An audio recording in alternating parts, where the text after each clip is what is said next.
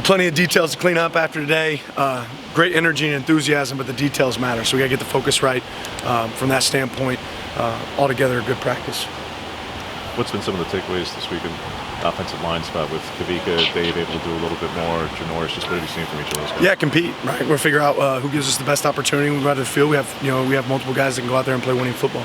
Does the opportunity that's available bring out maybe the best in those guys, and can you just speak to maybe what you've seen this week from them? I think true competitors are working to get better all the time, regardless of the result, but it's about being ready for your opportunity. Would you want to rotate along the offensive line like you did the first couple of weeks, or I want to play. guy? Yeah, I want to play who gives us the best opportunity to have success. If that looks like a rotation, then it might. I mean, I don't know what that'll look like. So.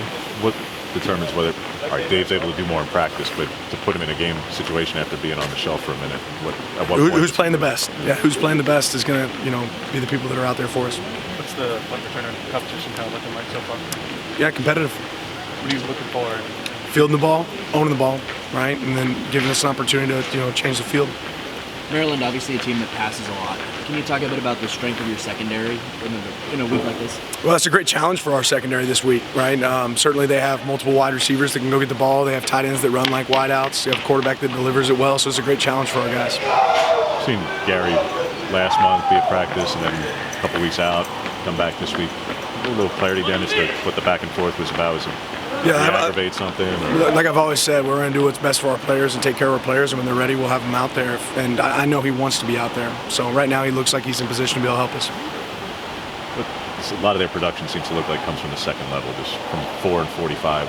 What makes them productive linebackers, whether it be inside or off the edge? Yeah, I just think they're aggressive when it comes to plugging those backers, running different pressure schemes where those guys have opportunities up to make plays in space, or they come free on a lot of pressures. Earlier in the year, you said you wish you had 1 million betchers. Could you elaborate on that? Yeah, just the way that this guy works every single day, the enthusiasm that he brings at practice, the desire to get better, the physicality that he brings, I think are all traits that you want in football. What's the biggest growth you've seen? I mean, obviously position switches and all that, but I mean, lead your team to tackles. Like, where have you seen the biggest growth out of it? Yeah, just really the knowledge of the game, right? Football intelligence, the way that he's elevated himself to not just be a guy that can make tackles, but can make sure he's covering the right guy, be in the right spot, getting other people around him lined up. What's impressed you most with Mateo's growth this year, and obviously stepping into a bigger role the last couple of weeks, but what's impressed you most there? Probably the intensity that he plays with. He's a gift, right? He's got a lot of talent, right, in the body of his, but the ability to take that and turn it into a guy that's a savage on the field is pretty impressive. Talk about how throwing Pelham out there was a tough spot for him. It was a tough spot for Kavika as well to go from sideline to that to Graham. Outside of a couple of plays against a first-round pick, how did you feel he played in the spots that he was in last week?